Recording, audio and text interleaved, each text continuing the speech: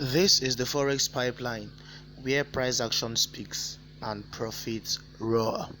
This is the episode 10 of the Forex pipeline, and if you have not been following us, you are missing out on exciting and very important market moves. So last week I gave us some forecast on USD Canadian dollar, GPJPY, CHFJPY, BTC, and gold, which is XAU USD, as you can see on my watch list. So first and foremost, I would want to start with USD Canadian dollar, which you can see with me on my screen, so that we can be able to forecast for the coming week ahead. All right, now let's go into the charts.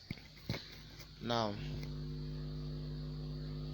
on my chart right here, you can boldly see that I have the price action of USD Canadian dollar with me here. Now last week guys, I was anticipating that USD Canadian dollar was supposed to bounce off this support level, which was kind of here, for us to begin to buy back all the way to the upside, but price failed to bounce off that level and it began to sell all the way to down. And to be very honest, I did not trade this currency pair last week because of what happened. It did not do what I was anticipating it to do, and I just had to let it be. I was not chasing the market. I allowed it to do what it wants to do. Once it is doing what I understand, I will come back to it. But for now, USD Canadian dollar is still at the support level and it's kind of ranging, because you can see we have spent a period of 1 2 3 4 5 6 weeks just at the support level, which is crazy. Spending 6 weeks at the support level is crazy, it's wild. All right, so let's just move into the next currency pair on my watch list, which is GBP/JPY. So guys, last week GBP/JPY also did not do what I was anticipating it to do, because I was anticipating GBP/JPY to bounce off a support level that was on the daily time frame. If I'm not mistaken, it should be on the daily or 4 hour, either daily or 4 hour time. But price failed to bounce off from that level, and to be very honest, price broke that level. So as price has broken that level, which that level is was a support level, it acted as a support level last week, and to be very honest, I was expecting price to begin to buy from this level right here. You can see I was expecting price to begin to buy from this level, but what happened? You can see that price wicked this level. Now this to me is a week. I'll call it a week because price did not actually close and continue dropping. It began to buy. You can see that it has retested that level and is about to buy all the way to this level. So last week I was expecting price to bounce off this level, but it failed. And what happened here? Because this is a support level and you guys know that this market is rigged and is manipulated, I can call this a market manipulation. If price drops, then it is not a market manipulation, but if price buys to the upside, then it is a clear example of what I call market manipulation. Now this, to me, I can see this as a clear retest of this support level, and we are pointing ourselves to the upside. Now two things are involved. I want to wait for price to clear this high right here for us to buy, and if we are selling, for price to take out this low right here. So either of the two, I have to wait patiently for price to clear either this high or this low for me to take a decision on this market. But don't forget that GBP/JPY is bullish. Now this is the thing here. This purple line you are seeing here is a very strong support level that is coming from the higher time frame. So I wouldn't be surprised if price should clear that level I was expecting price to hold, because this purple line you are seeing here has acted as a very strong resistance level in the past, which you can see right here around 2015. It sold the market all the way to this level, around, yeah, all the way to this level. So before we started to buy back all the way that to that point, and you can also see that when price got to that level, it began to give some ranging. This is a range, as you can see. This is a clear range. From the monthly time frame, you can see multiple candles forming at a single place. It is a very crazy range, all right, on the monthly time frame. So this is a very strong support level, and If price should break above it, it will be very fantastic because we are going to continue this whole rally that we have started from the downside. All right, so let's just move on to the next one, which is CHF JPY. Now on CHF JPY, and GBP JPY, I kind of correlated, to be very honest, because um, will I say they are tied to each other. Now, most of the times, if GBP JPY is buying, most of the time CHF JPY will also buy. Now, from what we can see from the CHF JPY weekly time frame here, it's not looking good for the CHF JPY. Why did I say so? This is looking like a shooting star candle on the weekly time frame, which signifies that there is a high tendency that price could drop to this point like so this coming week.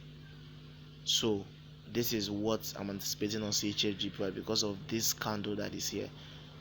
Alright, so from the weekly time frame, I can see that last week closed with a shooting star candle, which signifies a very strong sell signal. Now price could open and buy first to one of these levels here and then sell off and then leave a week, something like this.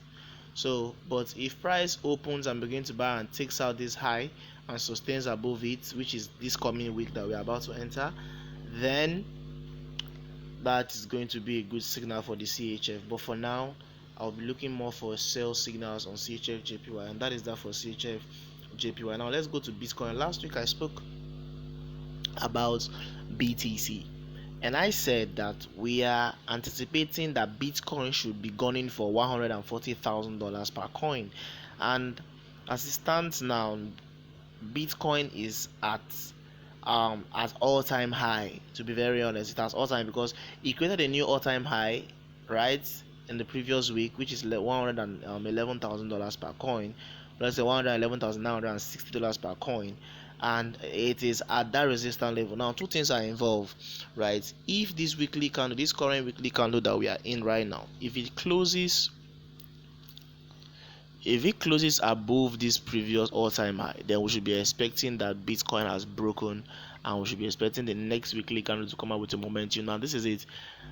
Once it clears this all-time high, there will be news saying Bitcoin just cleared all-time high, which is going to prompt people to begin to buy Bitcoin. And we all know that if there is demand in the market, if there's demand, prices tend to skyrocket. So once price clears that all-time high, the fundamentals will come in and begin to say Bitcoin just cleared all-time high in history, it has never been like this, blah blah blah blah blah, and you see it on your news.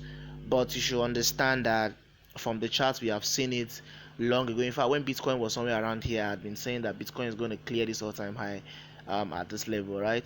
So Bitcoin is still pretty much bullish unless this week candle says otherwise. But for now, Bitcoin is bullish, right? So that is that for BTC. And for gold, now last week, right, guys, I called the gold signal for you guys last week on gold, and I can tell you for free that gold actually delivered. Gold delivered very massively and incredibly.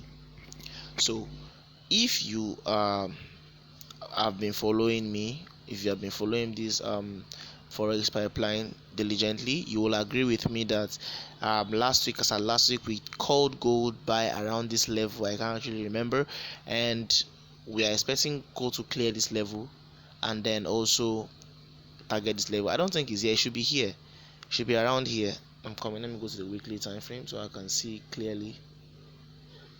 Let me see where. It was here. It was around here. So last week we called gold bullish, and you can see that this week gold has, in fact, last week was very spectacular because gold dished out a whole lot of crazy moves to the upside.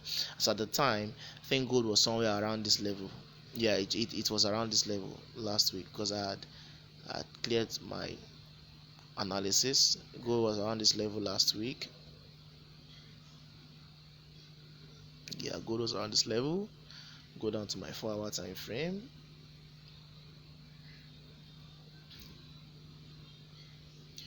Go down to my 4-hour. Yeah. So as at the time, gold was around this level here. Gold was here. So and I told you guys that gold was gonna buy from this level all the way to this level, and you can see that gold bounced off from our zone from the 15-minute time frame I had a zone around this level. Let me just go down to the 15-minute time frame so that I'll explain to you guys. So I had my zone pretty much nicely around this level right here. Yes, around this level. Yes, this was the level I had my zone.